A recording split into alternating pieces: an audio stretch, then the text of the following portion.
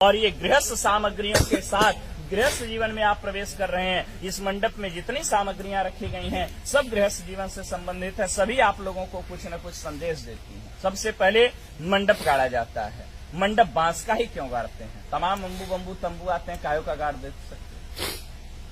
बांस की विशेषता होती है, बांस सबसे बड़ा वृक्ष माना जाता है, लंबाई में सबसे ज्यादा होता है, लेकिन जब ऊंचाई पर जाता है तो जाने के बाद क्या हो जाता है? झुक जाता है। यह बांस वर और कन्या को आप लोगों को यह संदेश देता है कि जीवन में आप लोग कितने ही ऊंचाई पर क्यों न जाइएगा, हमेशा अपने श्रेष्ठों के प्रति विनम्रता का भाव रखिएगा, क्योंकि नमंती फलिनो वृक्षा नमंती गुणिनो जना शुष्क वृक्षाश मूर्खाश न नमंती कदाचन। फलने वाला वृक्ष और गुणी व्यक्ति हमेशा झुके रहते हैं, मूर्ख व्यक्ति और सूखा पेड़ कभी झुकता नहीं।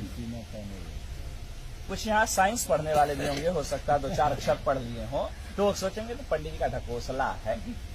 साइंस में सिद्ध करता हूं। ये मंडप जो हरे बांस का गाड़ते हैं, हरा बांस जो होता है विद्युत का सुचालक होता है।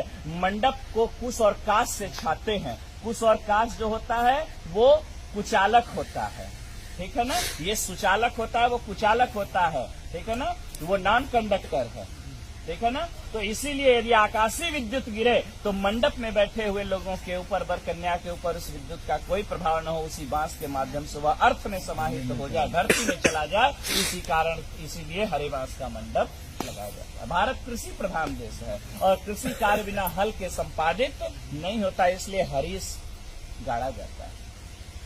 मंडप में उखली और मूसल पुत्रोत्पत्ति की क्रिया को प्रदर्शित करने के लिए रखा जाता है। सील और लोढ़ा, सील हटा दिया जाता है, लोढ़ा लगाया गया था। अभी आपने लोढ़ा बच्ची के पैर के पास से हटाया। इसका यह भाव है कि हे देवी, ये विपत्ति रूपी पहाड़ है, आपके जीवन में यदि किसी भी प्रकार की कठिनाइयां आती रहेंगी, मैं इसी प्रकार से उसको अपने हाथों से हटाता रहूंगा, मैं आपके मार्ग को प्रशस्त करता रहूंगा, आपको घबराने की आवश्यकता नहीं है। इसके बाद मंडप में रखते हैं चकरी। चकरी कहाँ रखे हैं? चकरी के 2 पार्ट होते हैं, दोनों पार्ट अलग अलग होते हैं, लेकिन ये पार्ट जुड़ते किससे हैं? एक खूंटी से जुड़ते हैं, ठीक है ना। जब तक ये दोनों पार्ट खूंटी से जुड़े रहते हैं तब तक इसमें रहर डालिए, मटर डालिए, चना डालिए, कितना कड़ा पदार्थ डालिए, सबको दलते हुए बाहर कर देता है। लेकिन जिस दिन ये खूंटी टूट जाती है उस दिन दोनों पार्टों का कोई महत्व नहीं रह जाता।